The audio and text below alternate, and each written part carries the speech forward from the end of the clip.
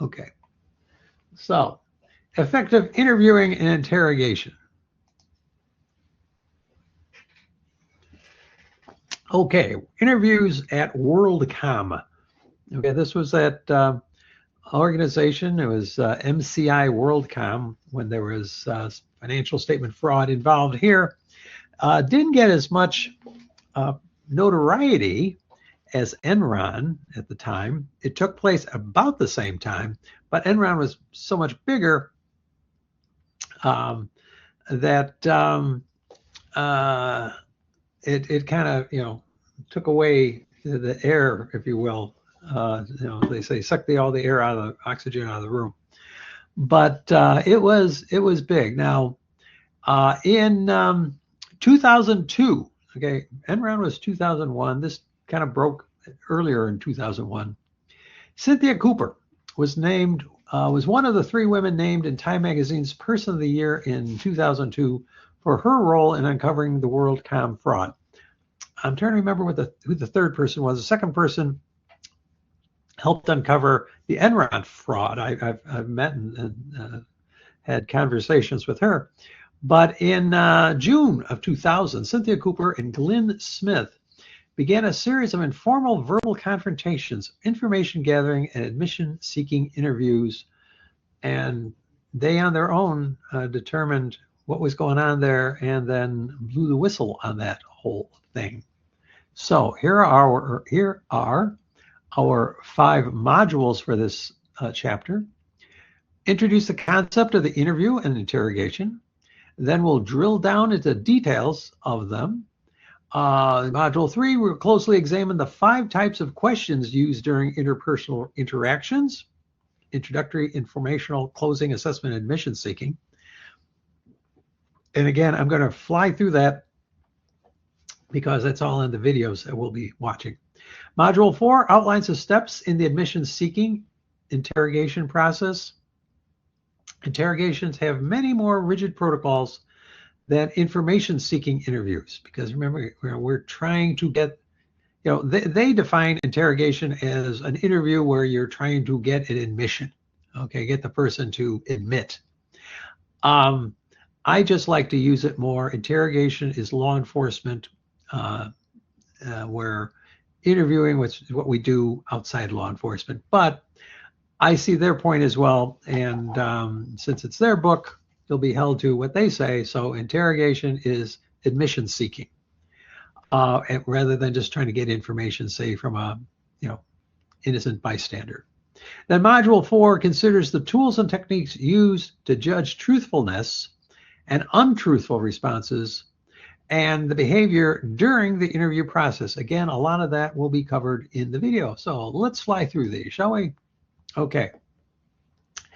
Now, one word on what's been called enhanced interrogation techniques. That was a term that came up during or shortly after 9/11 when the CIA and some others were using essentially torture during the interrogation of suspects who were captured in Afghanistan, etc.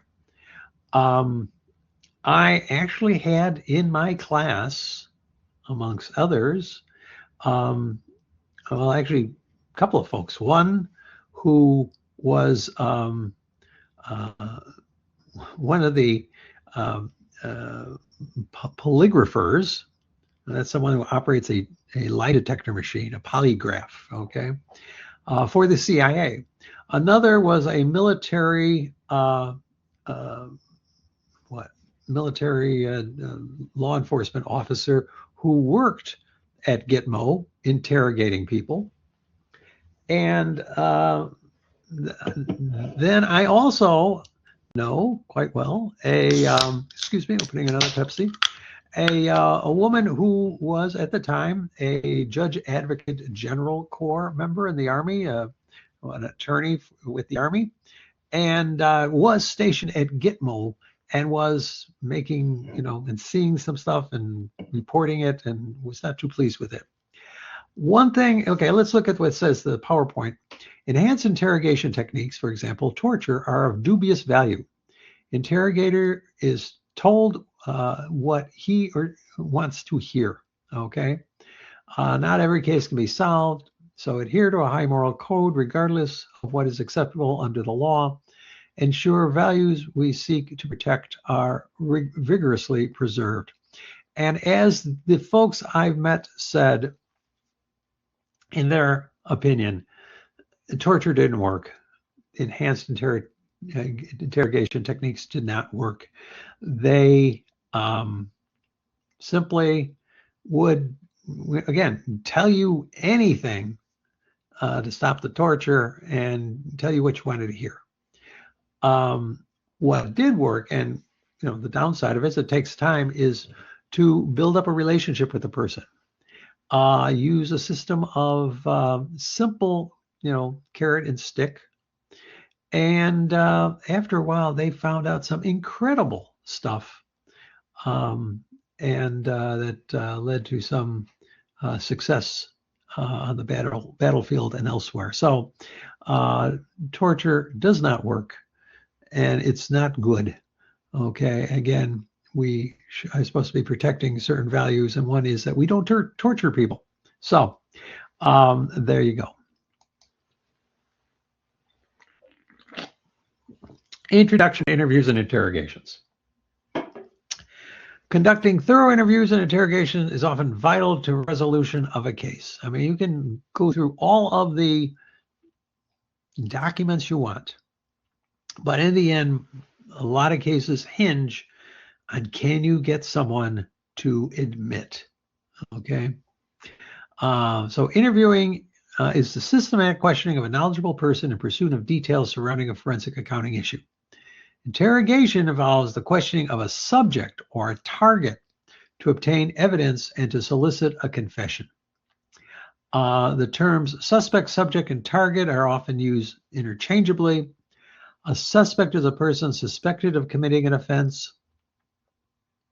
Once the examiner is fairly sure that the suspect has committed the fraud, the term is changed to subject or target, and target is more commonly used by prosecutors. Having a year ago been summoned and served on a federal grand jury, yes, target is the term, and in fact, it's got legal meaning.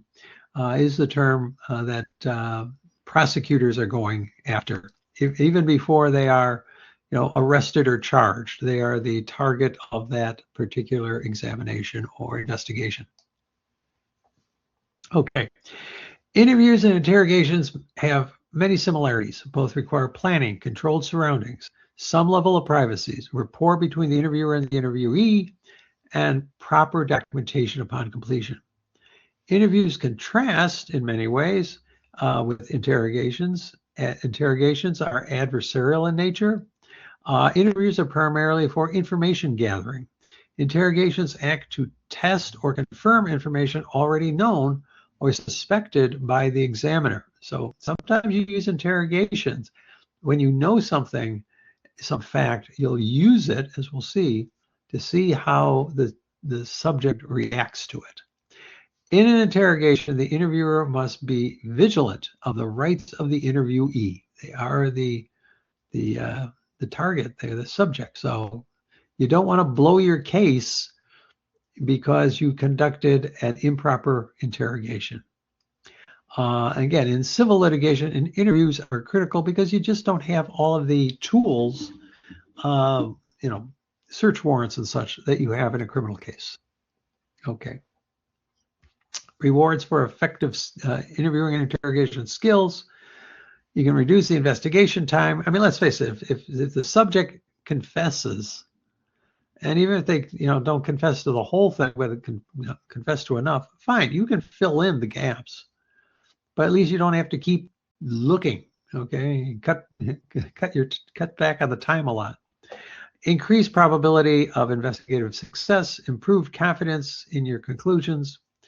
You have, with a confession, you have direct evidence of culpability versus indirect evidence, okay? From examination of books, records, and other things, okay? So you got circumstantial evidence, okay, that's good, but get that direct evidence, that's really good. And then you can eliminate the innocent subjects or targets. And again, if you look at any of the police procedural television programs, very often in the beginning, they have one person as the target, and then they realize, oh, we were wrong, and you don't want to convict an innocent person, right?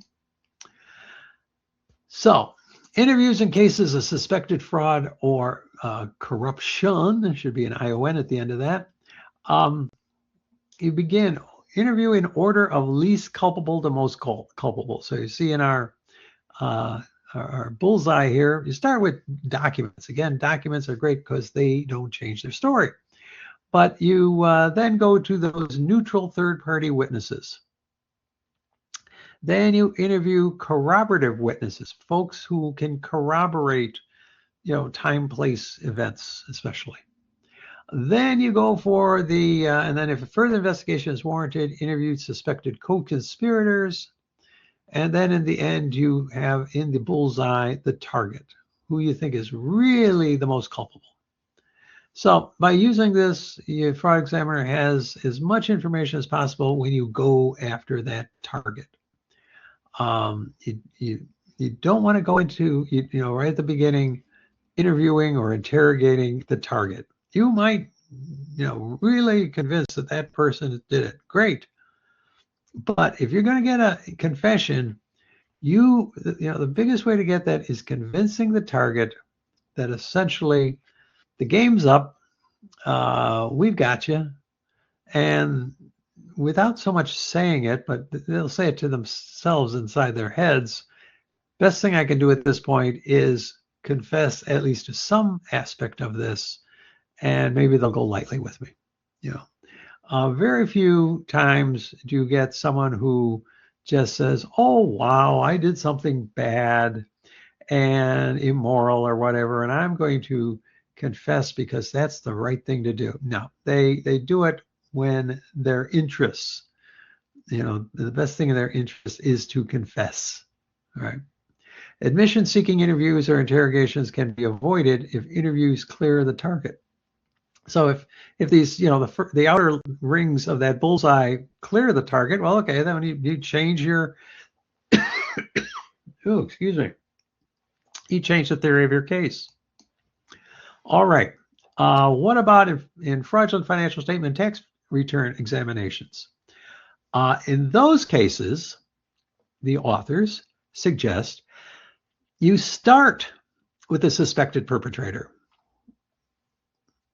Document that person's claims that the financial statements are not materially misstated, or in the case of a tax return, that the tax returns are not materially misstated.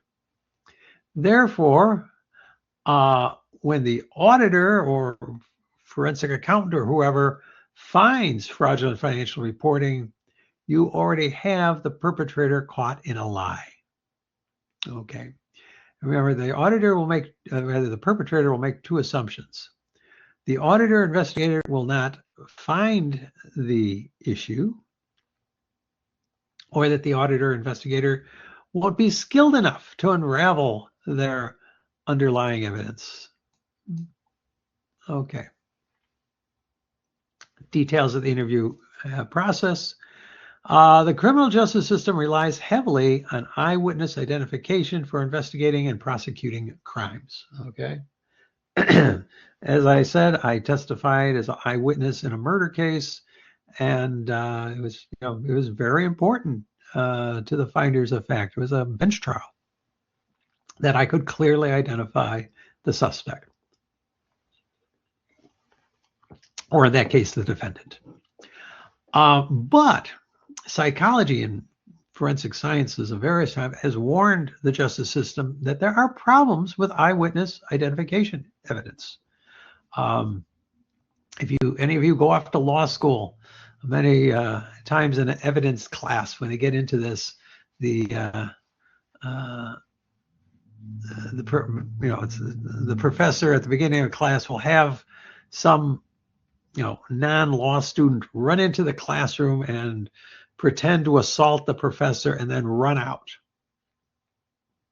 And then the professor stands up and says, okay, you all were witnesses.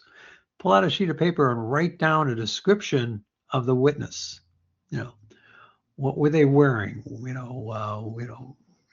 Whatever else, hair color, clothing, et cetera, et cetera. And you'd be amazed the diversity of images that people saw. So, recent DNA exoneration cases have corroborated the warnings of eyewitness identification researchers. Okay, when I was a law clerk in federal court, we actually had the first DNA evidence case in the federal system. That shows you how far back I go. And my wife worked on cases involving exonerees, people who were wrongfully convicted and then later released, many cases due to DNA evidence, despite the fact they had eyewitnesses testify. So that's why we really would love to get the subject, the target, to admit. So preparation and planning. Know as much as you can about the witness, the crime, the victim, and possible perpetrators. Know what needs to be covered in the interview. Be able to detect clues to deception. The interviewer should have understanding of the offense under investigation. Think about your witnesses' backgrounds. Could they be biased? Are they able to, perceive? I mean, do they wear glasses? Do they not wear glasses? Do they need glasses, etc.? When you're going to interview someone, consider distractions when selecting location of interview. Okay, we'll talk about locations in a bit. The venue should be private, ideally selected by the interrogator, and be a surprise when possible. Okay, so if it's a work environment, fine. Arrange to get a conference room or an empty office, hopefully in a quiet section. Then go out with the subject's boss and say, we'd like you to talk to, this person. Don't call him a fraud investigator, okay? And so now if they refuse, that could be insubordination. They could be fired immediately. If they have a union, you might need to have a union person with them, but that's another consideration. But the key is a quiet environment where they won't have distractions, and so no windows where people can look in, because there's also the idea you don't want to get sued for defamation. So you don't want to have anyone listening as to what you're saying. And then interrogation should be conducted by surprise when possible. Let's face it, people are going to try concocting a story. If you don't think that's true, if any of you have ever been pulled over while driving by the police, and as you pull over and as the officer is making their way from their car with the flashing lights up to your car, you're probably coming up with an alibi, concocting a story. Your speedometer doesn't work, or you're on the way to the hospital, or what have you. Not saying that any of that is right, but try to cut back on the amount of time the person has to concoct a story. So, understand the offense under examination. So talk to an attorney. Find out what you need, so that if they do confess to something, they're confessing to the elements of the crime, so you can get a conviction. What are the legal elements? What are the details of the alleged issue under examination? What methodology was used to conceal the offense? Because we want to also see the concealment evidence goes to motive. What benefit was there to the suspected perpetrator? What evidence of the act, concealment, and conversion has been obtained, and what evidence is needed to develop conclusions? Who had the opportunity to commit the offense? And did the possible perpetrators have access to other assets of the victim? So, general approach. Interviewer should be able to see the entire body of the interview subject. Why? So we'll see body movements are, we all do it. I mean, not articulated as such, but we know when somebody's telling us a story, body movements will convince us or play a role in determining whether we think that person's telling us the truth or not. That's why in court, the witness stand very often is separate. It might have a, we call a modesty panel in front, so the people in the gallery can't really see the entire body of the person, but it's open on the side that the jury can see, so they can watch the witness's body movements. But in an interviewer, the interviewer's chair should be 6 feet in front of the interviewer. So have that distance in there. You don't want to, have the person seem uncomfortable because you're invading their space. Be respectful and professional at all times. Avoid language that may confuse the interviewee. Avoid taking detailed notes. Best thing to do is put a notepad on your knee and just scribble notes as you're going along. Okay, don't put the pad on the table that they can see it. And then key is to watch body language that suggests discomfort and deceit. Other interview considerations: keep the questions reasonably short, keep the questions to the point. Avoid leading questions that suggest a specific answer. See some of that in the videos. Discouraging the interviewee from speculating too much in the absence of underlying evidence. Okay, we don't want to have them going in about their speculations. Keep them from, keep them on target, keep them on subject. Make sure the interviewer understands the interviewee's response before moving on. So if they say something, don't just, okay, whatever, and move on to my next question. No, understand what they're saying. And you maintain control of the interview. Now, if we're talking to just, witnesses, people that were there during an incident or whatever, start with, with some background information. Okay. Who is this person? Why are we interviewing you, et cetera, et cetera. Organize your questions in chronological order. Document the witness's connection to the suspects, the subjects, or targets. Document discussions between the witness and any subjects or targets. Determine if the witness is in possession of any pertinent documents or other tangible things. Okay, it might not be a document, it might be, in some cases, a handgun, whatever. Okay. Elicit any opinions that the witness may have about events and acts under investigation, and determine if the witness has any other ideas that should be looked into or other witnesses that would be helpful. Always end an interview with those questions. You don't want to go through this whole process and at the end find out that this witness that you interviewed never told you something important, and you ask them, well, why didn't you tell me that? Well, you never asked. Okay, so always have that open-ended question at the end. Is there anything else pertinent that you would like me to know? Is there any other people you think would be important for me to talk to? Okay. 3 stages of the interview: the introduction, the body of the interview, and the close of the interview. During the intro, greet the interviewee and state the reason for the interview. It should be simple and not overly complicated. Okay, the introduction, again, use a professional, non-confrontational tone. Greet the interviewee and state the reasons, set the tone, establish rapport, assess the witness's spirit of cooperation. In fact, see if they'll commit, like you'll cooperate with us now, right? And that way, if they do, you can always refer back to it. Say, wait, at the beginning you said you'd cooperate with me. You go along with me. Provide the beginnings of the baseline for assessment for misdirection and deceit. Okay, so you want to just talk to them about different things. In fact, you may even want to give them some things like, okay, if my notes are correct, you've worked at the company for 27 years, and they'll say, oh, no, 7 years. Okay, see how they react when they're given false information.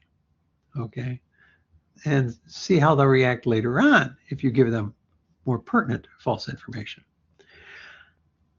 The body of the interview, okay, This is where facts and evidence of the case are going to be reviewed. We generally use open-ended questions. We'll talk more about that coming up. Allow them to answer completely. Again, understand what they're saying before you move on. Demonstrate patience. Don't interrupt. Focus on listening, gathering information, and watching for misdirection and deceit. Okay. Too often, especially when you start doing it, you're more interested in, you wrote up all these great questions. You want to get through all these questions. No. Listen. And, don't just hear, but listen to what they're saying. Gather that information and look for, are they trying to deceive you? Are they lying? If so again, that's the biggest problem with checklists and pre-written questionnaires. No interview can go that way. Okay, have those questions ready. Know them in advance. Okay, but it's not a game of trying to get through the questions. Okay, and the close. Review and summarize the important aspects of the interview. Clarify any questions regarding their responses. So if you're unsure about something, go back and clarify. Then, when they don't have in here, have them agree that that is, that's an accurate summary. Okay. And we'll talk about the idea of either, a sound recording or video of the interview. Personally, I'm in favor of them. Get their consent. Legally, you need their consent. A tape recording or verbal recording. It's so easy to do now with, with phones and such. Just turn it on. Even a video, you can use a phone to do a video recording of an interview. And different studies have shown that after a few minutes, people forget they're being recorded. So just let it, stick the camera in the corner. Don't use a big, one of those big old, excuse me, a big old VHS recorder or something. No, just use a phone and record it. If for no other reasons, and partly because of the police TV shows, juries expect it. So let's give them what they want. So I'd say expand that beginning of the interview, okay, the introduction, and spend a lot of time there, because by the end of that, they will have forgotten that they're being recorded when you get into the body. And again, always leave leave it, if you can, on a positive note. Thank them for, coming over. I'm sorry for, bothering you, but thank you so much. You've really been great. But leave the door open for possible future discussion. Again, discussion is a great term instead of interview or interrogation. So yeah, at the end, ask, is there anything I forgot to ask? Is there anything else you would like to add? And is there anyone else who I should speak to about the issues that we covered? Okay. 2 stages of interrogation: introduction and admission seeking. These are, this is interrogation, okay? So they're reserved for getting those confessions from those you believe are culpable. 2 main phases here, okay? The introduction, okay, we've got the introduction and the interview of those witnesses, but then right on to number 2, get the confession. The process seeks to soften the target's resistance to confessing by identifying a rationalization that's palatable to them. I mean, they don't want to get caught. They think they pulled off the perfect crime. All right. You need to slowly break that down. Rationalizations provide a morally justifiable reason for the target's action. Okay, well, we'll talk about that in a bit, or see that in the videos. So here are the 5 types of interview and interrogation questions: introductory, informational, closing, assessment, and admission seeking. here are, what we're trying to do with our introductory questions. Again, provide some introduction, establish rapport, establish a theme, and observe their reactions. I'm going to actually just keep skipping over some of these because this goes into, a lot of the detail that we'll see in the videos. And I don't want to, go overtime. Again, be careful with the words that you use. Don't call it an investigation. Call it an inquiry. Heck, call it a review. Call it an audit. I don't know. Well, again, they say don't call it an audit. Call it a review. Okay, I like that. It's not an interview. We're just asking a few questions. Just need to clear up some stuff. And don't say embezzle, steal, theft. It seems to be a paperwork problem. Again, types of questions: informational, open, closed, and leading. And informational, we start out the interrogation asking questions that will not cause the respondent to become defensive. We don't want them building up walls right at the start. So we want to, go. And again, if any of you remember the old TV series Columbo, in Columbo, he would, kind of figure out the crime at the beginning, and it'd even show you at the beginning of an episode what the crime, how the crime took place and who did it. The CBS series that's on right now, Elsbeth, much the same format. Right at the beginning of the episode, you know what the crime is and who committed it and how. And then both Columbo and Elsbeth seem to be, in Columbo's case, he was bumbling. It looked like he didn't know what he's doing. And of course, it was all an act. Oh, maybe. In Elsbeth, she also seems to be a bit scattered. And the target, the wrongdoer, thinks that they can pull the wool over this person's eyes because they're so dumb.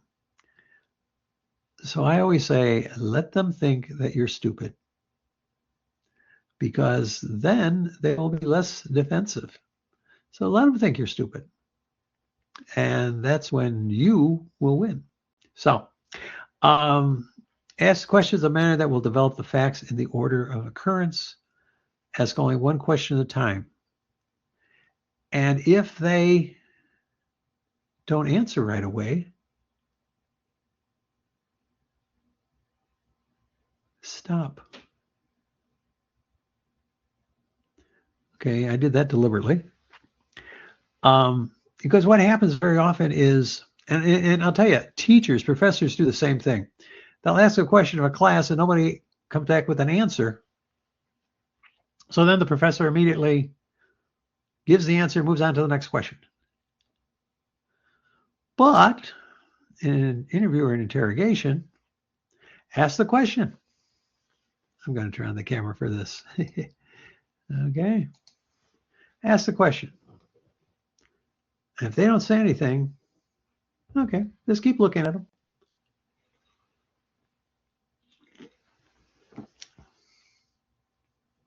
And then ask the question again. And if they try answering something else that doesn't answer the question, okay. And then ask the question a third time. I'll tell you, if you watch any of the Sunday morning talk shows on the networks where they have the news shows with politicians and stuff, politicians, we'll talk about this in a bit, equivocate. They will talk about, they'll get the question and they'll talk about something else. And some of the news people fall for it, and they just move on to the next question. The late Tim Russert, who used to host Meet the Press on NBC, was like a dog with a bone. He'd ask a question, and the politician tried to answer something else. He'd go, okay, but my question was this. And he'd keep asking that question until the person either gave the answer or had to say, I'm not answering that question. That's what you have to do. Because if you think, and this were like professors, that there's dead air, it makes you nervous. But if you're conducting the interview and if the dead air makes you nervous, it's probably making that perpetrator a whole lot more nervous. So make dead air your friend. And always have a beverage.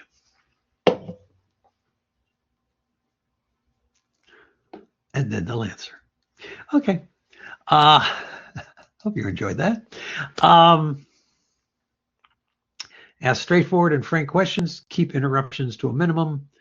Give the so have your phone there to record it. Don't let calls come in. All right. Same with the person you're asking questions. The target. Give them ample time to answer. Okay. If nothing else, a longer answer, very often they're digging their own grave. Okay. Let them talk. Try to help the respondent remember, but don't suggest answers. Okay. So if they say, I think I could remember what happened if I could see the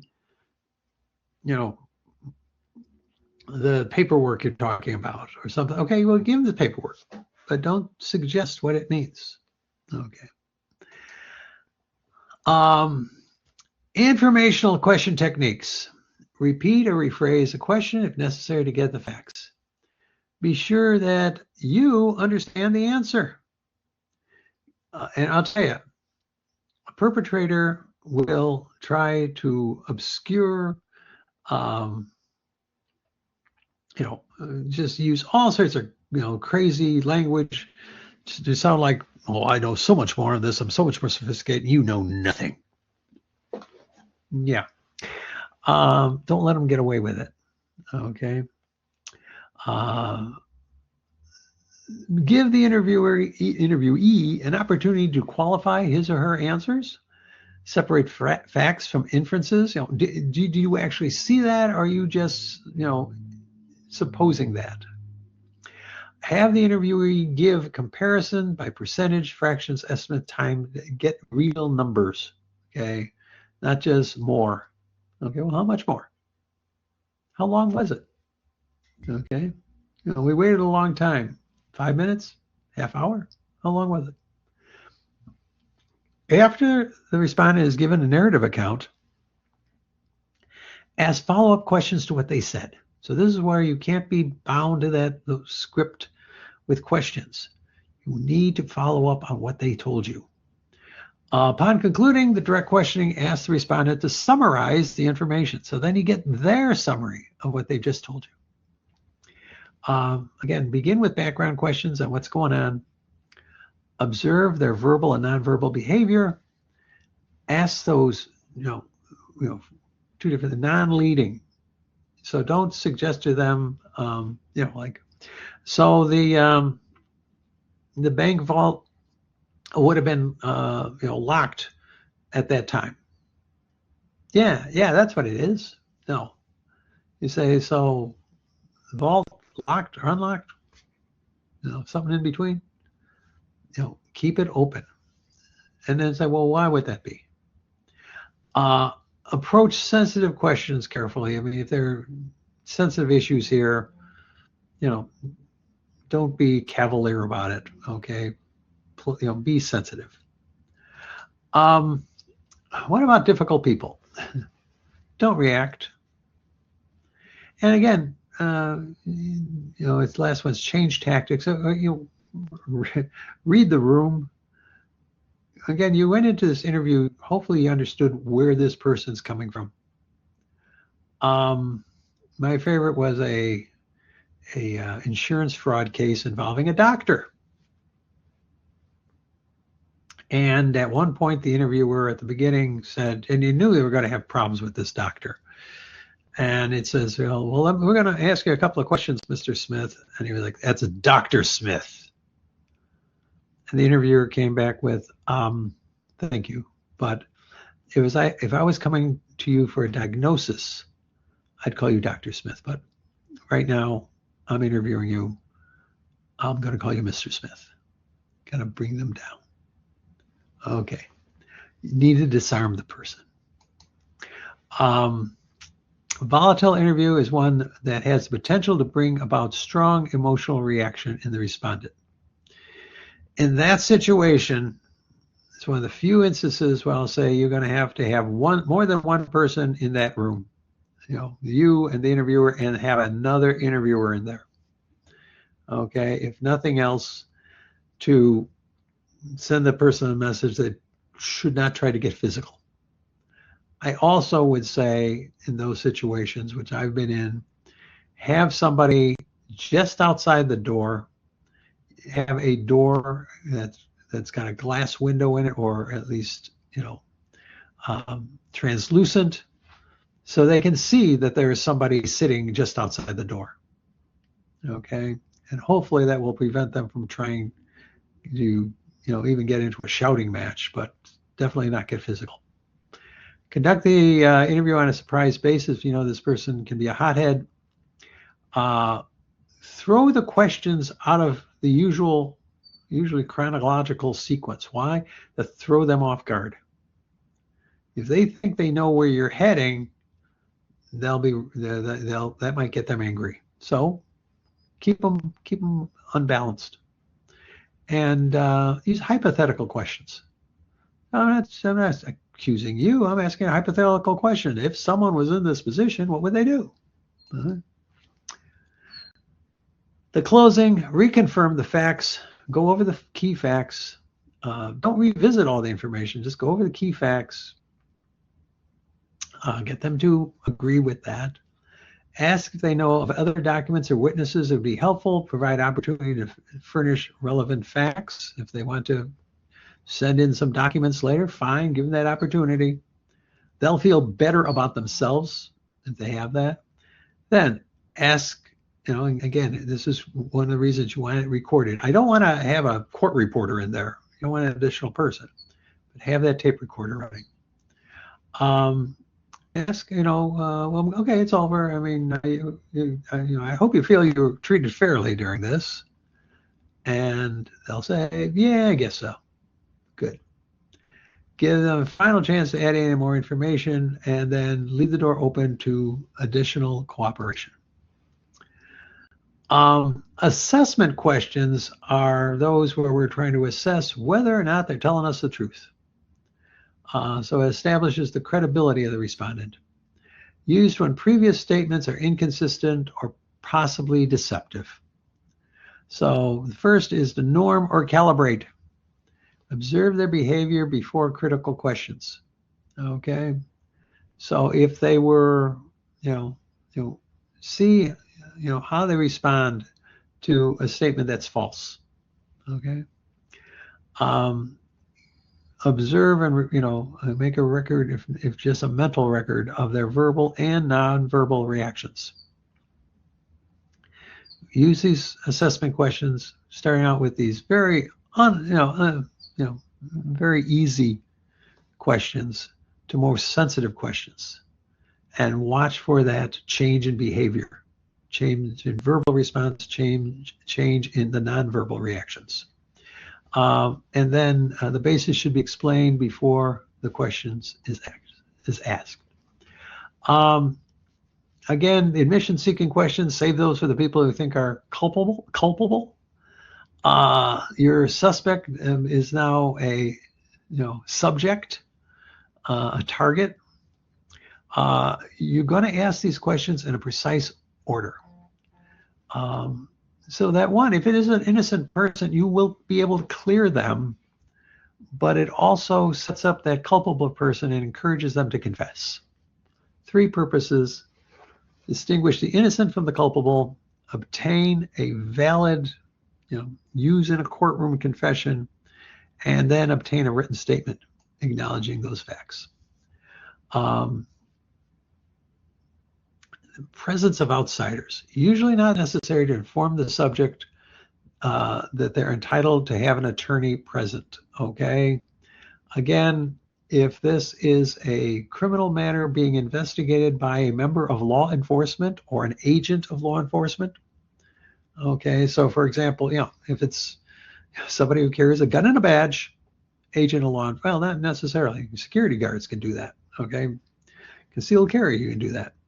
But if it's a member of a, the Miranda rights, you know what those are, right? Right to remain silent. Anything you say may and will be used against you in a court of law. You have a right to an attorney before questioning. You cannot afford an attorney. One will be provided for you before questioning. Do you understand these rights? Do you wish to give up the right to remain silent? Do you wish to give up the right to an attorney? Okay. Only when the state is involved. So if it's a law enforcement official doing the interrogation, they have to, say that. They have the right to have an attorney present.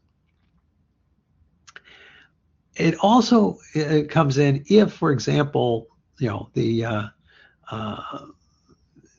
questioning will be conducted by an internal auditor for the company, but on the other side of a two-way mirror is a cop watching it going on, and thus the internal auditor is acting as an agent for law enforcement. Again, in that case, courts have said, no, you're not going to get away with not informing someone of their Miranda rights by just, having an agent doing it. So, but if it's a company doing it, conducting a fraud investigation, you're not the state.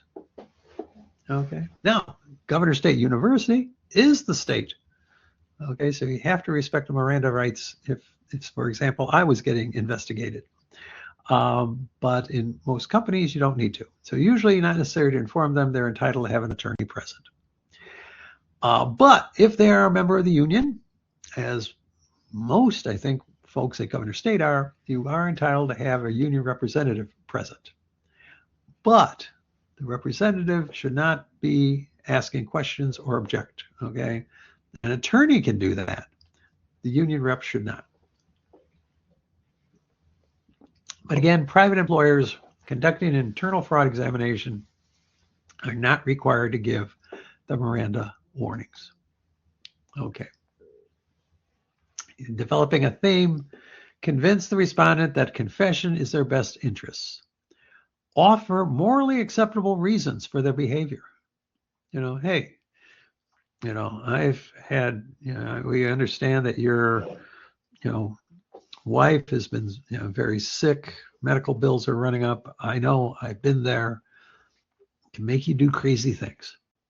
Boom, you just offered a morally acceptable, if not legally acceptable, reason.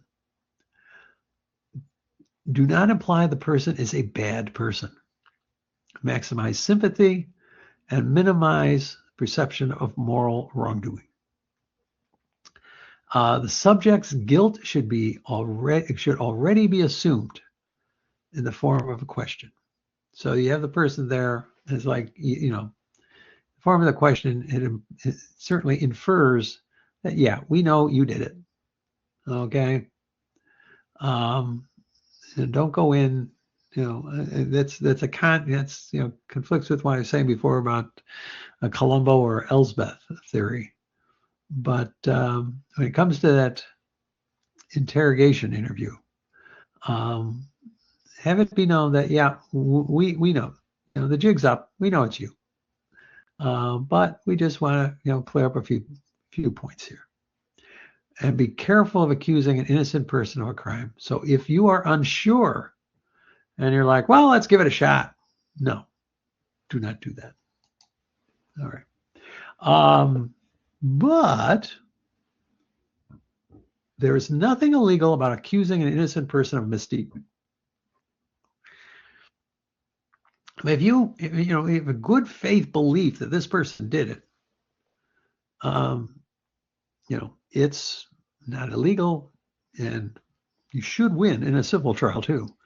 The accuser, if you have reasonable suspicion or predication to believe the accused committed the offense. Again, it was made under conditions of privacy. So don't do it like in front of the office. Not good. The accuser does not take any action likely to make an innocent person confess. Okay. So it's like, if you don't admit to this crime, if you don't admit to stealing the money, we know that your wife and your son and daughter-in-law all work at this company, and I know your son and daughter-in-law just had a baby, so they need these jobs. not only will we fire you, we'll fire them as well. And they won't be able to, pay the mortgage on their house, and all their lives will be ruined. Okay, that's extortion. Okay, don't do that. It might make an innocent person, go along, admit they did the crime so as to protect those others. Again, accusation is conducted under reasonable conditions. Okay, as I say, not in front of the office. Our friend Joe Wells, who created the ACFE, Association of Certified Fraud Examiners, and again, a good friend of mine, 10 Commandments for Effective Interviews. It's in your text. Preparation is key. Think as you go. Watch that nonverbal behavior. Set the tone. Set the pace. Keep quiet. A bad interviewer keeps interrupting the person. Don't do that. Be straightforward. Have patience. Circle back at the end. Get those key facts agreed to one more time, and then get it in writing. Okay, steps in admission-seeking interview, the interrogation. Accuse the subject of committing the offense. Observe their reaction. Repeat it. If they deny it, repeat it again. Oh, come on. You know you did it. We know you did it. If they try to deny it again, interrupt them. Establish rationalization. If they have an alibi, well, you know they were going to have an alibi, and you already kind of looked into it. And you can tell them, no, that isn't the case. We have you on videotape doing this, that, or the other thing. Or we check the paperwork, and we talk to the other people in the office. No, didn't happen the way you're telling me. But present the alternatives, especially those who are somewhat morally acceptable alternatives. Get that benchmark admission, and then transition into that verbal confession. So what are some of the rationalizations? They were treated unfairly. They weren't being recognized. They have financial problems. It's an aberration of conduct. They're not like this. They've never done this before. They have family problems. It's the accuser's actions, stress, drugs, alcohol, revenge, depersonalizing the victim. Hey, come on, it's an insurance company. A minor moral infraction, altruism. Okay, again, most folks aren't going to confess out of the goodness of their hearts. It's usually because they see a benefit to it. And then genuine need. What to focus on to get that confession: that the accused knew the conduct was wrong, that they have given you facts that could only be known by the perpetrator. Get yourself an estimate of the number of instances and amounts and things like that. Get a motive. Okay. When did you start doing this? When did you stop doing it? Hopefully they did. Who else is involved? What kind of, paperwork, what kind of evidence could you have that you could, prove what you're telling me? Okay, so you stole 100,000. Whatever happened to that? Just, you still have it? Where is the stuff? Where is the money? Where is the things that you may have stolen? Okay, and get specifics. Again, the facts that only the perpetrator would know are so key. And then, if at all possible, obtain a written confession. So see if they will take pen to paper, or if they're better at it, give them a laptop or a notebook and type it out. But personally, I prefer pen to paper, because you can then, if there's any question that's genuine, boom, you got the handwriting. I prefer the handwritten confession. Now, they might not do that, okay? And if they won't, say, well, tell you what, let me write out what you told me. And then you can take a look at it and sign off on it. And then you write out something and put a couple of mistakes in there. Then you hand it to them and go, no. I didn't say it happened, 40 months ago. I said 14 months ago. Oh, well, I'll tell you what, scratch it out, put 14 and then initial next to it. because now you've got proof that they read that confession. You deliberately put mistakes in there to get them to scratch it out and initial it, to show that they read the confession that you wrote and that even, and approved of it, okay, and made changes to it, okay. Again, it discourages the culpable person from later attempting to recant. They can, fine. You put them on the witness stand in court, fine. Tried changing your story, and that's not consistent with this paper I got here.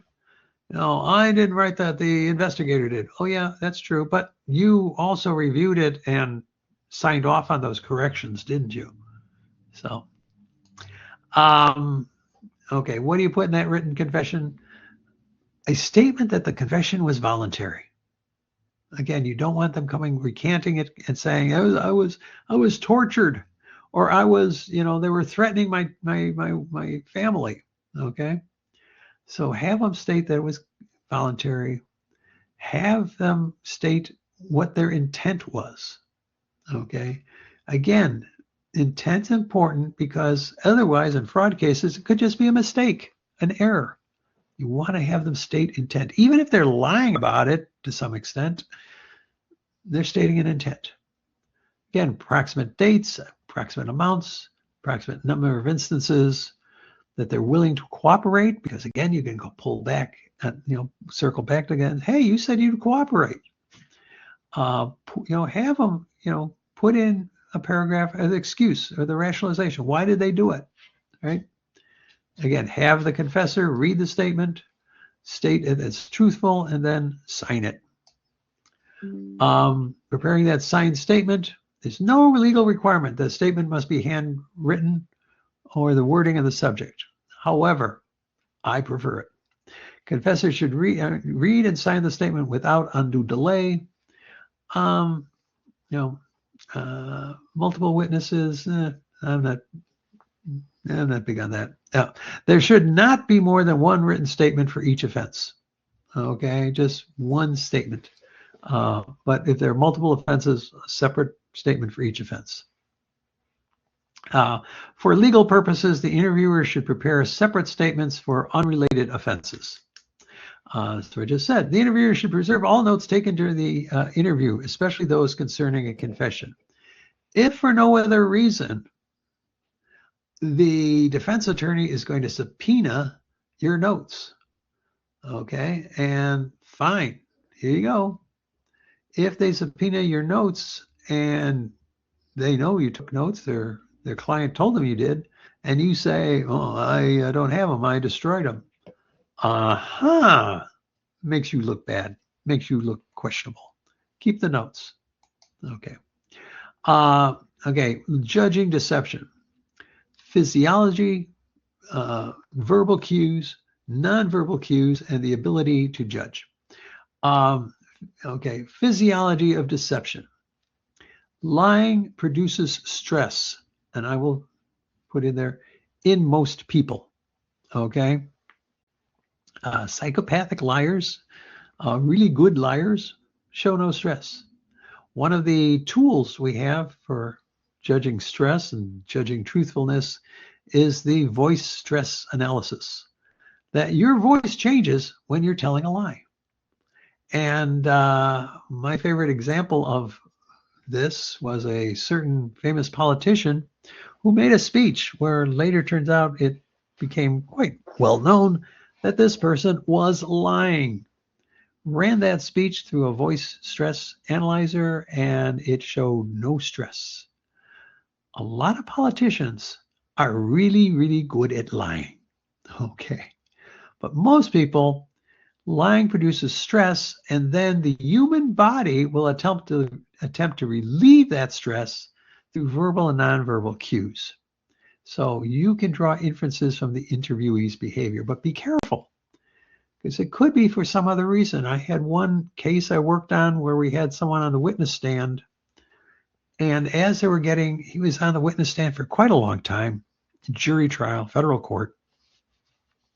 And after about, 90 minutes on the witness stand, they were getting into the sort of the juicy questions, and this guy was showing every kind of physical cue that he was lying. Okay. He was jittery, moving around a lot, wiping his brow. Turns out the guy was a chain smoker.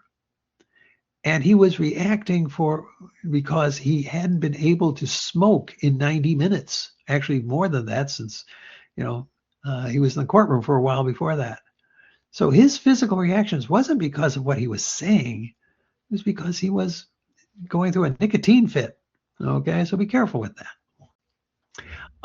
Multiple forms of deceit. There's outright lying, omission, misdirection, and attempts to manage the interviewer's perceptions. Physical environment can affect behavior. Personal bias will affect behavior. Again, if the interviewee is under the influence, behavior of juveniles is unreliable. And note ethnic and economic factors as well in your notes. Here are some verbal cues to deception: changes in speech pattern, repetitions, comments, selective memory, making excuses, oaths. I swear. There's no need to swear if you're just telling the truth. Character testimony, answering with a question, overuse of respect, okay? Increasingly weaker denials, failure to deny, avoidance of emotive words, refusal to implicate others, tolerant attitudes, reluctance to terminate the interview, and feigned unconcern. Okay. Nonverbal cues, full body motion, anatomical physical response, illustrators, hand over the mouth, manipulators, fleeing position, crossing arms, reaction evidence, fake smiles. We'll see these in those upcoming videos. Your ability to judge deception. Identifying lies is challenging. The reason that persons fail to identify lies, we have a tendency to believe people. Behaviors are incorrectly judged. We have a failure to recognize reliable cues to deception. Truthful behavior is easy to imitate with knowledge of behavioral cues. Deceitful behavior is actually a response to stress, not to deceit. Ignore the truthful behavioral cues. Clusters of behavioral cues are more suggestive of deceit. So if there's a whole bunch of them going on, yeah, this person's under a lot of stress because they're lying. And cues should be timely, okay? Not a cue 15 minutes after they answered your question. Again, the attitudes displayed by respondents, if they're calm, they tend to be truthful. If they're untruthful, they're impatient. Now, that's why we have to have those first questions to see how they're reacting. Some people are going to be tensed up even if they're the most truthful, honest person in the world, okay? So that's why you have to, calibrate what they're doing. But these are just general observations. Truthful person is calm, relaxed, cooperative, concerned, sincere, inflexible, and cordial. Untruthful person, impatient, tense, defensive, outwardly unconcerned, overly friendly and polite, defeated, and or surly. Okay. And then the appendix has some guidelines on information collected in financial interviews. Again, that's in the appendix. I'm not going to worry too much about that. Oh, and there is the copyright. So with that, we still have some time. We still have some time remaining. So let's go to the first of these beautiful oops, I gotta do this over here. Videos. So let me see if I can get this done right, and hopefully we can this up here. Okay. Now, if we go to content on your Blackboard page, okay, and we go to course content. All right, let's find that. Okay. Okay, down at the bottom. Okay. Let's look at the first one, interviewing techniques. This is from the our friends at the Association of Certified Fraud Examiners. And you can download that as well if you want, but let's watch it right now. And hopefully, tell you what, if you cannot see or hear this video when I start it up, turn on your microphone and tell me, because when I do it, I can't read text messages. So turn on the microphone and say, Professor, I can't hear it, or Professor, I can't see it, whatever. Okay, so let's give this a shot. See if I can get this down right. Oh, wait a second. I think I did it wrong to begin. I'm going to stop sharing right now. Hang on. Be right back. Let's do that again.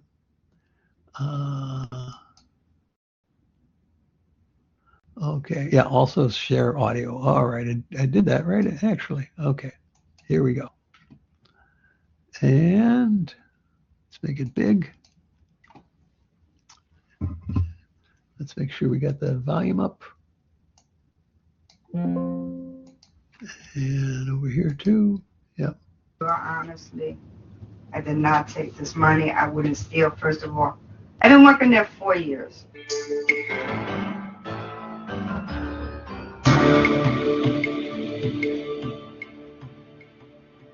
I'm Joseph Wells, Chairman of the Association of Certified Fraud Examiners. Most inventory shortages involve innocent mistakes. Okay, before somebody turn on your microphone. Can you see it and hear it okay? Let me know.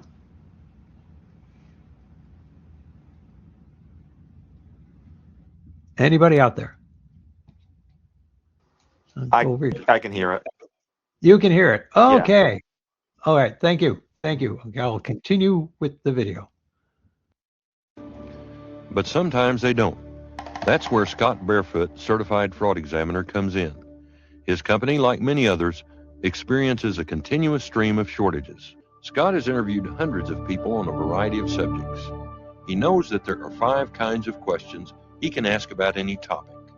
They are introductory, informational, closing, assessment, and admission-seeking questions. The first 3 are used in routine interviews.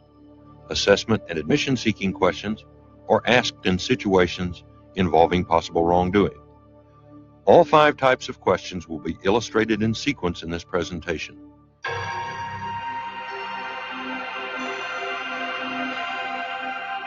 The case that involves Dominique is one that I think that the fraud examiner will be seeing a lot more of in years to come. Dominique is a cashier at one of Scott's stores. Besides processing cash and credit sales, she also pays out cash to customers who return merchandise. Internal auditors discovered that Dominique's returns were higher than those of any other cashier over the previous year, and they think they know why. Dominique has used her employee discount to purchase 11 televisions, and 8 of them were supposedly returned for cash. Dominique has been brought to the interview room without advance notice. Again, my name is Scott Barefoot. You can call me Scott. What I'm looking to do today is just sort of talk to you about various orders and transactions and things of that nature. If you feel uncomfortable in any way, please tell me, and we can work our way around those issues. Scott will proceed methodically, step by step. He has reason to believe that Dominique may be guilty of 2 offenses. 1, buying televisions and selling them to outsiders, then faking credits to her own account. And 2, creating totally fictitious returns and pocketing the cash. Scott's technique during this phase is to proceed from the general to the specific. He begins by asking open questions. In order to create fake returns of merchandise, Dominique would have had to forge the signature of her supervisor on a company form called a 3-parter. Listen to Dominique's response. Do me a favor and just sort of explain what the purpose of a 3-parter is, how it gets filled out, these kinds of things. Well, they're supposed to be filled out correctly. A lot of times the managers do not fill them out correctly. Okay, well, let's first start. What is a 3-parter used for? Scott noticed that Dominique answered by mentioning irregularities in procedures. He'll ask about those later. But in this stage of the interview, he continues to ask non-sensitive questions. Okay, all right. Who writes up the 3-parter? All department managers. Okay, so department Sometimes they will managers. have salesmen write it up and they just sign it. Okay. Would there ever be a time that you would write up any portion of a 3-parter at customer service? like I said, the customer's yelling and screaming. The customer doesn't want to go out to the floor, and I call the department manager, and they're busy, and they give me the okay. I'll write it up. Okay.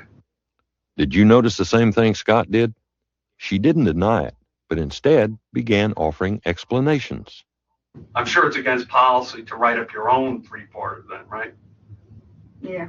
Okay. All right. Have you ever written your own? Now I want you to think about it. I might have wrote it up, but I didn't sign it. Dominique has admitted taking advantage of her employee discount. Okay.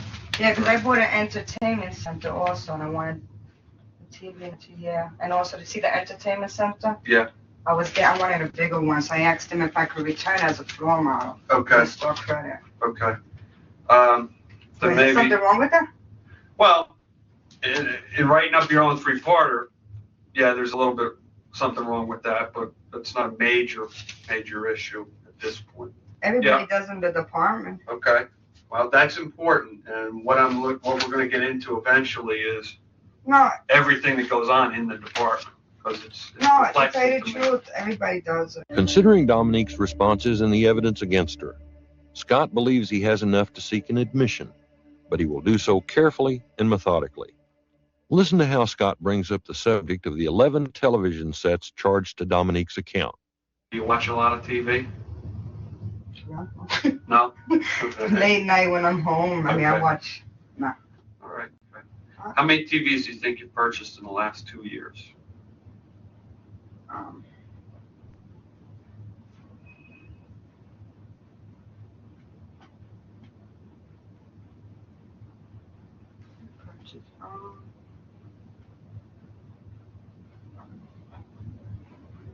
one, two, three, about 4 or 5, Okay. I think. All right. Barry Masuda, a certified fraud examiner and interview expert, says that a good interviewer must closely observe the respondent's body language for clues of deception. The trunk is the heaviest part of the body. The more nervous a person becomes, the more that trunk tends to turn in on itself, and you get a hunched-like approach, almost a clenched sort of face accompanies it, and it shows that someone is very tense. How many times have you used or made a purchase using your employee discount and purchased them as gifts or for other people or for one reason or another?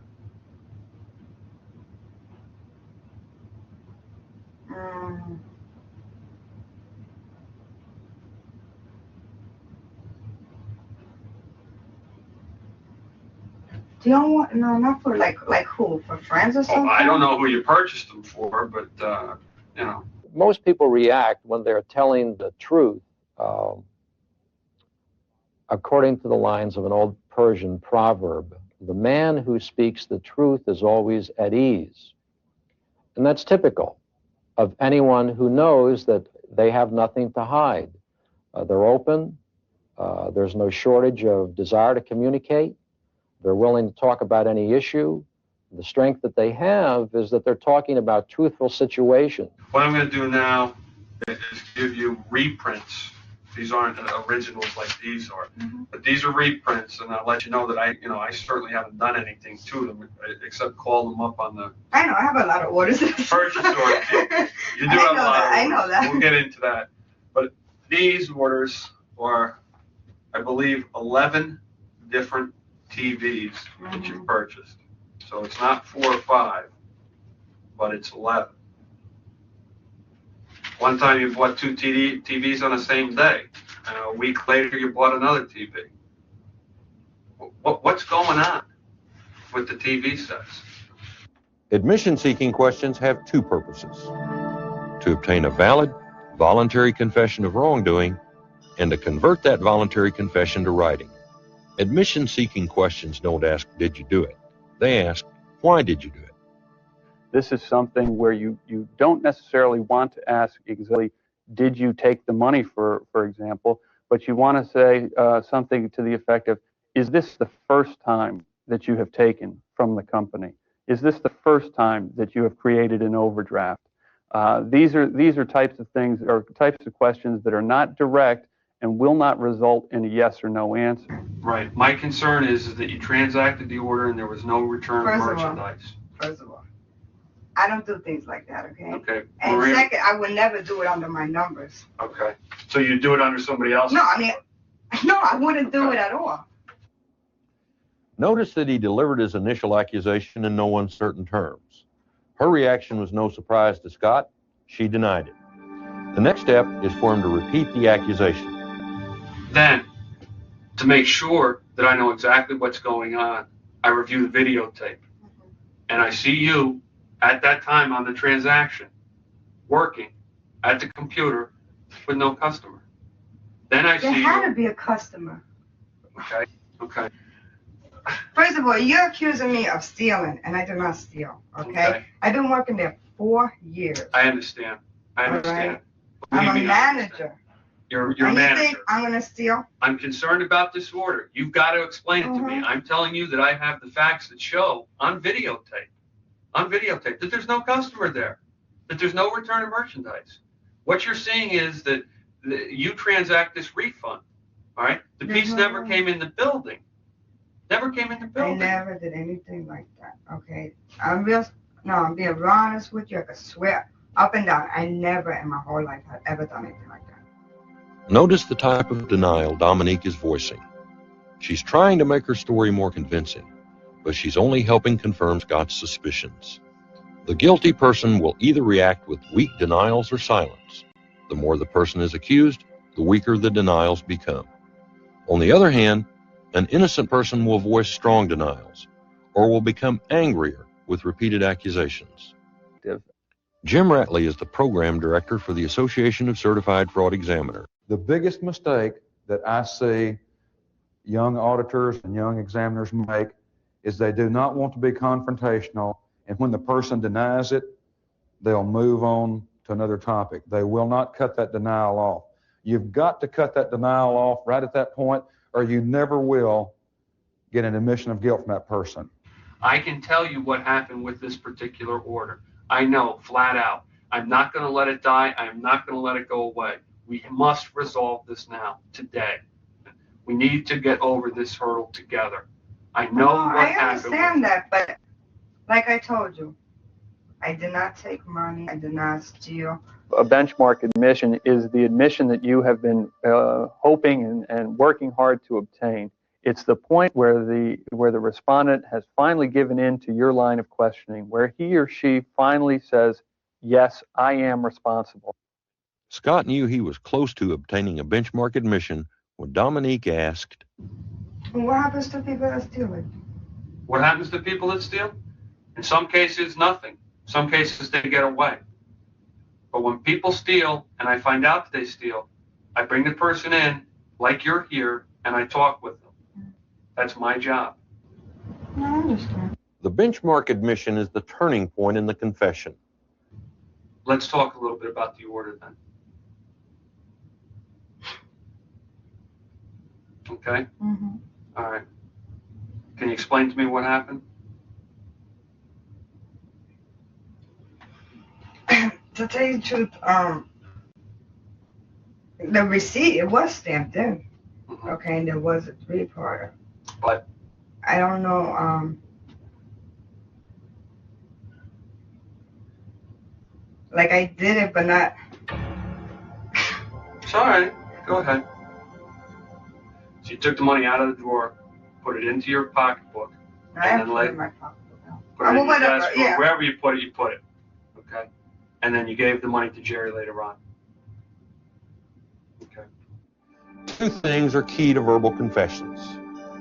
First, establish that the accused knew that the conduct was wrong. Then, obtain facts that only the guilty person would know. This procedure helps you avoid false confessions. In Dominique's case, she verbally confessed to embezzling about $7,000 over several months. Scott believed it was twice that much.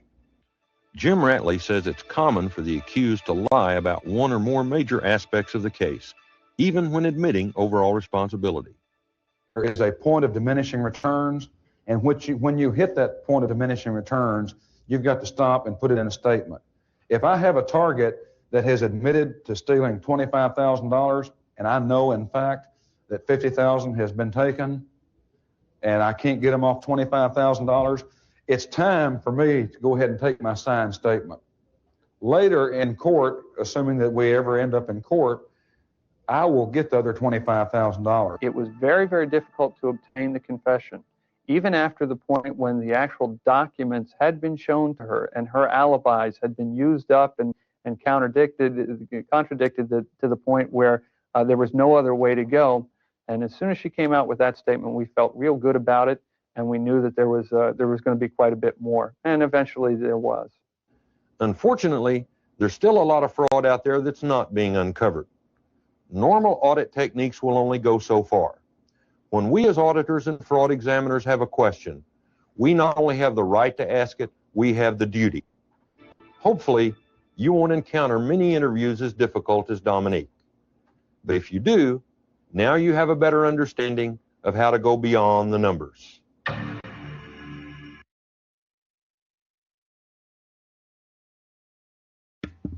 Okay.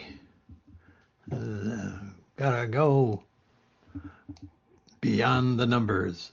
I love the part where she says, well, I would never have done it under my number, so you do it under someone else. I mean, that's classic. Anyhow, I thought hopefully you enjoyed that. Now let's look at the other videos while we still have some time here. Okay, here we go.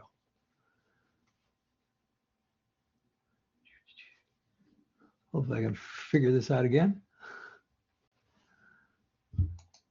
Turn off my camera. Whoops, let me do that first. All right, try that again.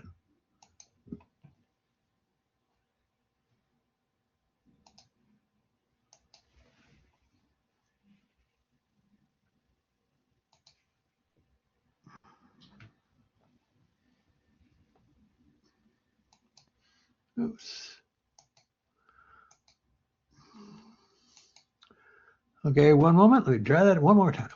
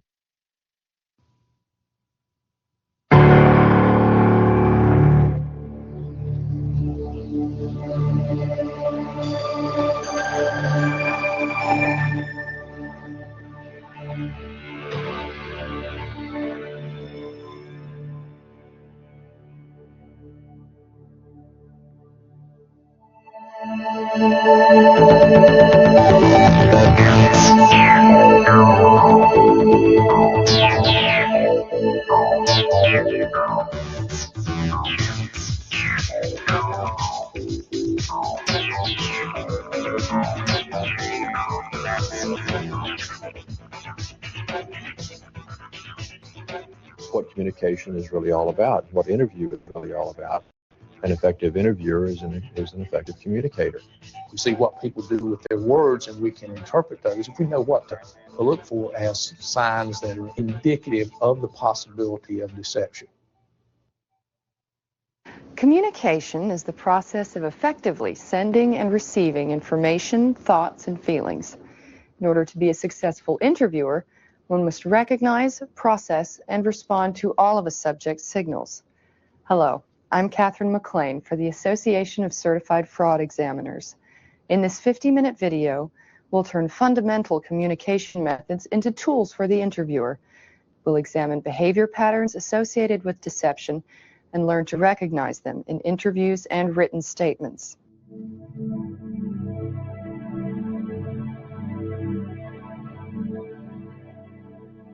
As you'll read in our accompanying workbook, communication analysis is a method of seeing human responses as a whole. The interviewer who masters this art can effectively understand what the subject is saying, understand what the subject is not saying, and plan relevant follow-up questions based on the subject's responses. Yet it's not as difficult as it sounds. You probably already possess the knowledge you need to do this.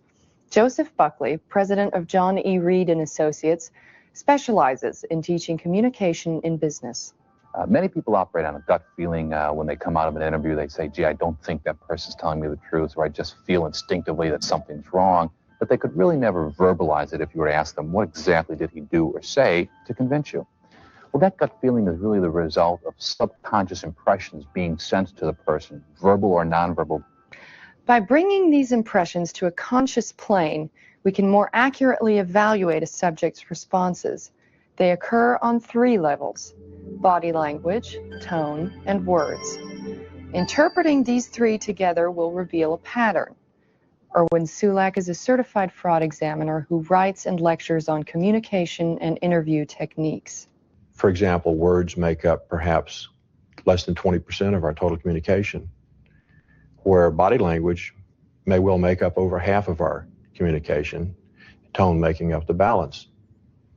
And in recognizing these various levels of communication and how we communicate, being able to observe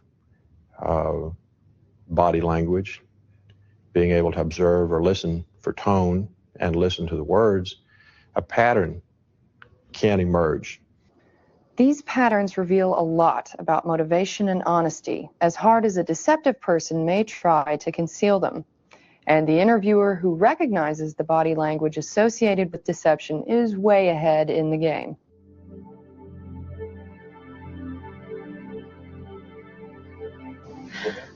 Don Rabin is chairman of the Law Enforcement Department of the North Carolina Justice Academy, where he teaches interviewing techniques. Deception is a learned process, and children learn it as they take on a language. So consequently, when they engage in deception, then they will follow certain patterns that have been learned in affecting their deception. So this, after a while, becomes so ingrained that it's unconscious. Consciously or unconsciously, we send and receive a lot of information without words. We can often tell how a person feels just by looking at them. What, for example, might this person be feeling? Or this one. You probably know more than you think you do about analyzing body language. Learning to recognize specific physical behaviors will give you clues to a subject's motivation. When the individual is motivated to tell the truth, they're going to engage in certain types of behavior, and that behavior is going to be observable by certain types of signs. If we were face-to-face with them, we would look at certain things like eye contact, alignment. When face-to-face with someone who could be trying to conceal something or deceive you, look for the stress symptoms associated with deception. Lying causes people anxiety, and to relieve it, they engage in certain physical behavior patterns. To record these behaviors, we devised an experiment.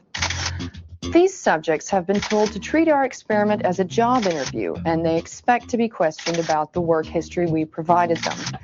But they've also been told to lie about being late to the interview. Instead of saying they were late because they overslept, they've been instructed to give the following fabrication. I got a flat tire on the way here. A blowout on my tire. They continue the tale with a story about a woman who stopped to help and ended up giving them a ride. I had a flat tire on the way here, and a nice little old lady stopped to let me use her cell phone. And I couldn't get a hold of you, so she gave me a ride. Curiously enough, although they have been instructed to lie, they show the same signs of physical stress caused by genuine deceit. Let's look at how their deceptive behavior manifests itself in their body language.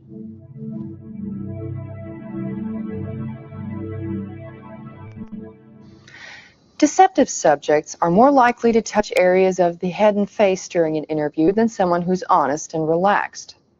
When our interviewer, John Fisher Weber, a certified fraud examiner with the Texas State Auditor's Office, offers this subject a ride back to his car, his hand repeatedly goes to his face. He knows he can't accept a ride without revealing that he didn't really have a flat. Is it more comfortable if I drove you over since you know me? No, I don't think that'd be good at all. Did you hear something about my driving? Or? No, I just, well,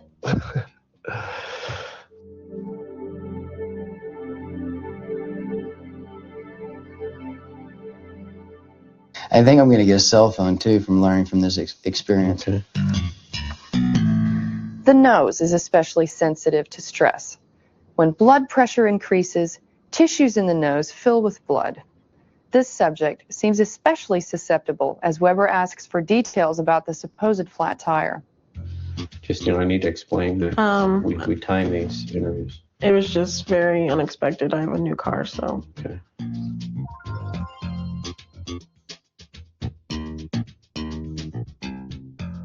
There are several behaviors associated with deception that involve the mouth.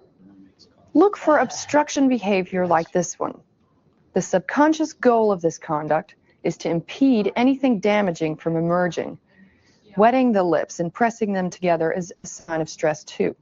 Okay. Did you put the spare on it, or? No, I couldn't get the lug nuts off. Okay. After his fabrication, he presses his lips together. So does this subject. Did you lose control of your car? No, not really. I noticed it and I pulled to the right. Okay. This behavior is a simple reaction to tension. Since lying increases stress, mouth movement is an ideal barometer for rising anxiety levels. Yeah, for a lady to stop in today's day and age, and I know. that's incredible. She was really nice, yeah. Definitely. And a nice car, right? Nice car.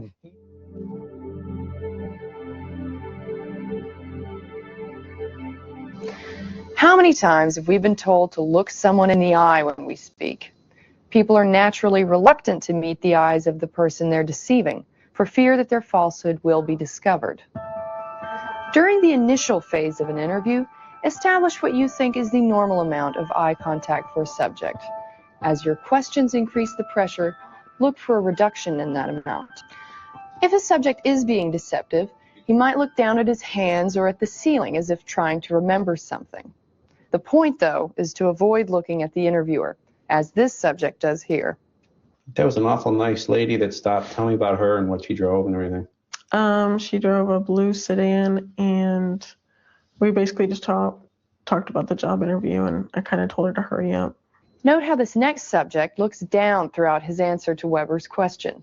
What are you going to do with your car? Probably get it fixed, have it towed into a service shop.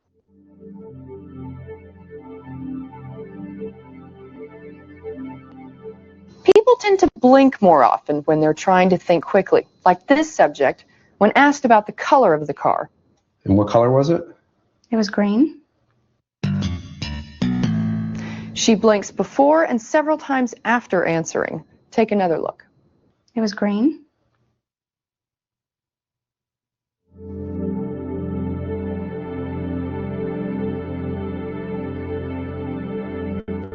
Eyebrows are one of the easier facial features to read. When we're angry, we frown. When we're surprised, we raise our eyebrows, just like this man does when faced with an unexpected question. Actually, my brother was going to go by there and he's got an extra set of keys. He was going to change the tire for me. And Well, how did you get a hold of him? good question. Good question.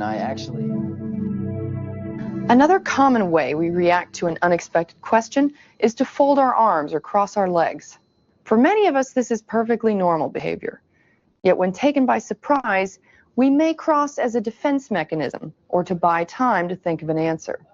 But once again, you're looking for patterns. If the subject begins crossing behavior once the interview starts getting stressful, take note. For an individual to fold his arms, for example, may mean nothing more than the individual is tired and is looking for a more comfortable position. On the other hand, if his tone, his volume, for example, were to go down demonstrably, folds his hands and over his chest, and maybe breaks eye contact, starting to establish a pattern.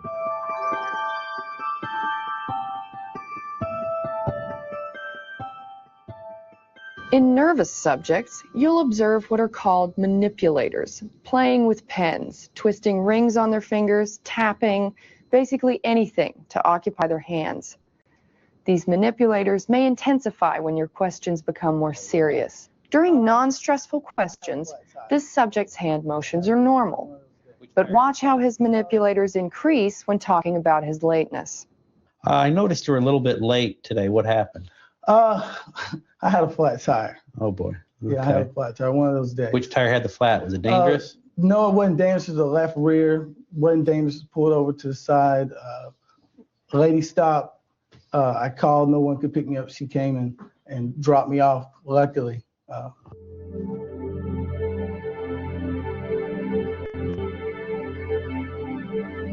Shifting and repositioning in a chair may be behavior used to delay having to answer difficult questions. If you ask me if I was involved in a particular act and I did it, but I want to lie about it, that may create anxiety that comes out in a gross posture change. For example, you ask me if I took the missing bag of money. Absolutely not. I mean, I wasn't even there that day. And that is a way for me to release some of the anxiety and tension I may be experiencing with my verbal lie. This subject's posture changes as he's asked to describe the woman who stopped to help him. I think she had blonde hair, kind of short, really couldn't tell. His shift in posture wasn't that striking, but when combined with his vague description and uncertain tone, we begin to see a pattern.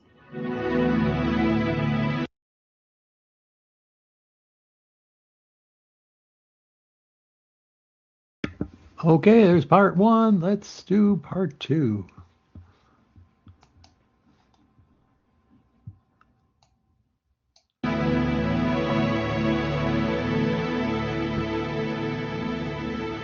Humans have vocabularies of thousands of words.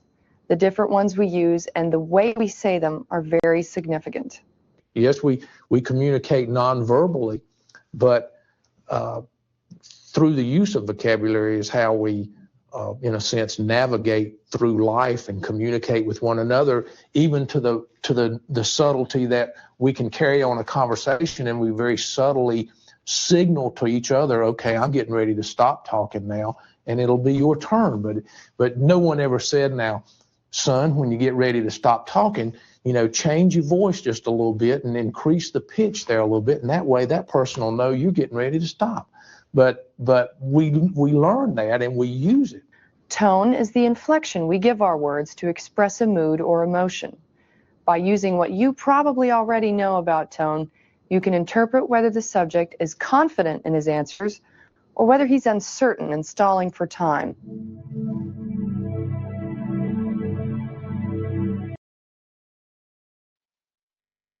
What color was the car? It was brown. Delaying tactics like the one we just saw indicate hesitation, uncertainty, and a desire to postpone answering. Truthful subjects are unlikely to formulate their answers that way. Well, mental blocks are oftentimes exhibited by the deceptive person who knows what in fact happened but doesn't want to tell you the truth. They are making up a story to cover themselves. So they hem and haw, hesitate, stop and start because they want to get it out in a convincing way, but yet not yet tell you the truth. So there's that conflict that's going on inside, and it exposes itself with hesitation, irrational responses, or things of that nature. Irrational responses like this one. What did you talk about on the way over? Just how much I couldn't believe that this happened. Of all times. Of all times, on my way to an interview. What'd she say to that? She was kind of shocked, giggling. She was shocked and giggling? Yeah. Because she's experiencing stress as a result of trying to deceive Weber, her answer doesn't make sense. She's nervous and flustered, but still trying to appear that all is well. So is this subject. Okay. Which tire was it? It was my front right tire.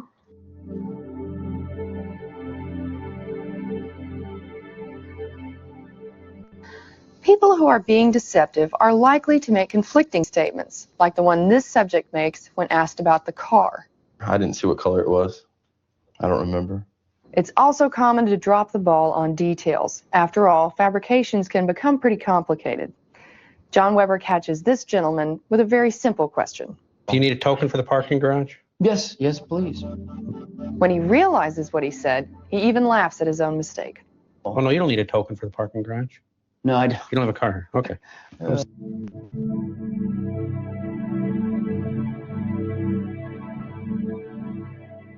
As with body language and tone, we look for change in the subject's use of words. An increased use of modifiers could be a sign of concealment or fabrication. Modifiers, qualifiers, and hedges.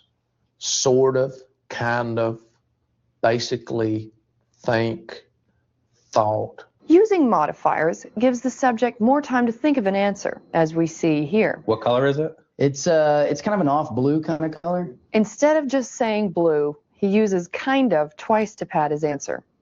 Don Rabin recalls a similar use of modifiers in a suspect's account of an assault. He's talking about, he said, we were kind of fighting and we were sort of struggling, and the guy kind of hit me sort of in my stomach. Well, you know, I've been in fights, but I've never kind of been in a fight. Nor do many of us have kind of flat tires. What caused the flat? I'm not sure. I guess a nail or something kind of ripped the tire up pretty bad. As Weber's questioning continues, modifiers appear over and over again in the subject's answers. It's this type of speech pattern that signals to experienced interviewers that they might not be getting an entirely accurate story. Okay, how long before that lady stopped to help you? It was a little while. I had to kind of flag her down a little bit.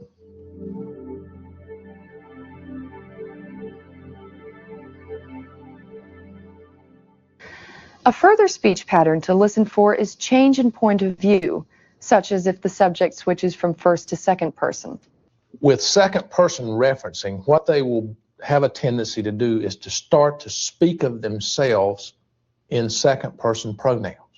You know, I did this, and sometimes when you get real busy, you'll have a tendency to leave the door unlocked, because that way you don't have to. And what you've got is an individual that, in a sense, they're in the ballpark, but they're not in the ball game.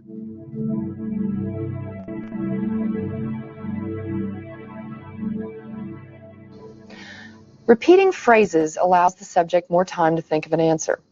The phrase "you know" appears 3 times in this subject's answer.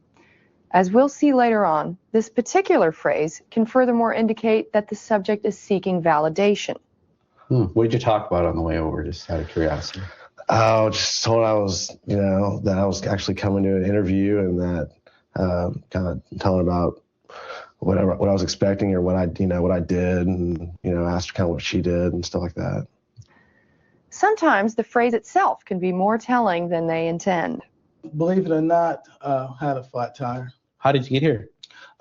Believe it or not, a lady stopped. The phrase precedes a falsehood in both instances.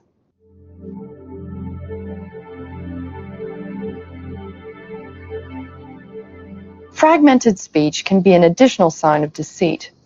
When caught in a stressful situation that requires them to lie, some people begin to speak in broken, stumbling sentences, often trailing off without finishing a thought. What will you do about your car? I guess, I didn't have time to, I don't think I had a spare in my car, so I'm just gonna, afterwards I'll just go get a cab and go get another spare and go put it on. As the pressure increases, so does his difficulty in thinking of the details of his story. Eventually, he runs out of answers.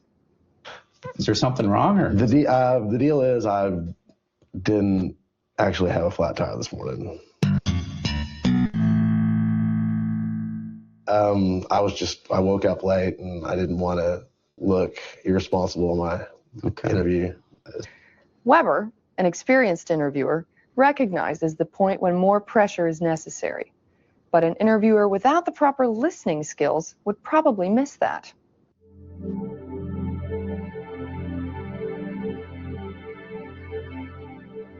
We have no idea what that individual has to tell us and what that individual is not telling us unless we listen. That's where we get to listening being, in my opinion, probably the most critical of all communication skills. As Sulak explains, there are different ways of listening, some of which don't produce the best results. And on the other hand, I may be interested in listening to you to find out what you have to say solely for the purpose of supporting what I already think, what my perceptions are, what my beliefs are, and I'm not listening for any other clues. Sulak just described discriminatory listening, an approach unlikely to produce new information in an interview. Passive listening, which Weber recreates here, will cause the interviewer to miss a subject's nonverbal responses. It's an easy trap to fall into when one pays more attention to taking notes than to observing the subject. The best approach is called empathetic listening. The interviewer who masters the skill won't miss much. He's listening to that subject, he's listening to the words, he's listening to the tone, he's watching the body language of that individual. And very, very heavy concentration in these areas because he's trying to analyze what this person is telling him. And many times, most importantly, what that individual is not telling him. The empathetic listener observes but doesn't stare and listens to all of the subject's responses. Every word. Think of a statement as a crime scene. And you wouldn't say that, well, I'll just process this part of the room and I'm not going to worry about that part. Because over there may be one particular piece of trace evidence that will be the most telling piece of evidence. Well, the same thing is true in a narrative, in that it may be that one or two words will reveal a wealth of information. And if you don't pay attention to every word and think about its full meaning and its implication, then you've processed part of a crime scene and you've missed part of it. So every word is important from beginning to the end, I believe.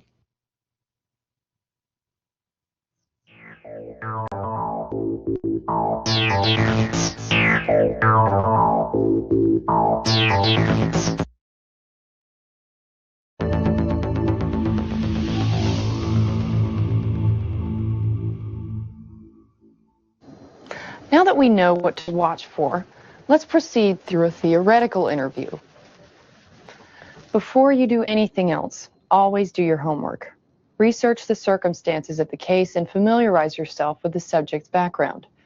A lack of preparation makes the interviewer look sloppy and unprofessional, and Sulak believes it may be the cause of missing important information.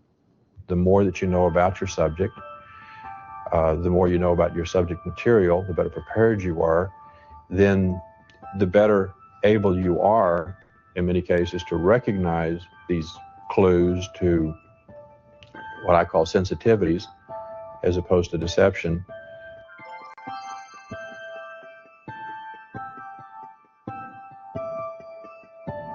While it may not seem that important, picking the right setting is crucial.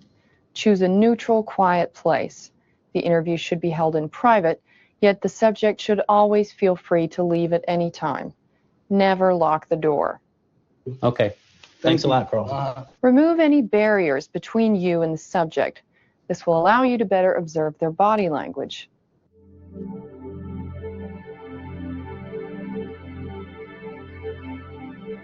If you and I don't establish some sort of connection, if we don't establish a rapport, if you and I are not cooperating, then effective communication is not going to be achieved. Rapport is the level of trust and confidence that exists between the interviewer and the subject. Without it, you probably will have a hard time getting information. To establish good rapport with the subject, there are several things you can do. First, there's your demeanor. Never be judgmental. Subjects are likely to be uncooperative if they sense condemnation. And always remain objective. Be empathetic, not sympathetic. An effective interviewer who becomes sympathetic then runs the risk of becoming emotionally involved. If I feel your pain, how can I approach the interview objectively? One of the easiest ways of showing you're objective and empathetic is through eye contact. You and I can become engaged in a conversation and I can listen to you, but I can be thinking about the golf game later on, and what you have to say is really not that important to me. I mean, you're not that important a person. I may perceive that to be the case. And often we have conversations with people and we know that their minds are wandering. One way we know that is they don't make good eye contact. Of course, Too much eye contact can be equally offensive. The subject may feel intimidated if the interviewer stares. Too much eye contact is bad. 50 to 60%, 60 to 65% eye contact is good eye contact. Factors that inhibit rapport are called contaminants. Contaminants are common mistakes made by interviewers which, rather than facilitating good rapport, prevent it. Physical appearance is at the top of the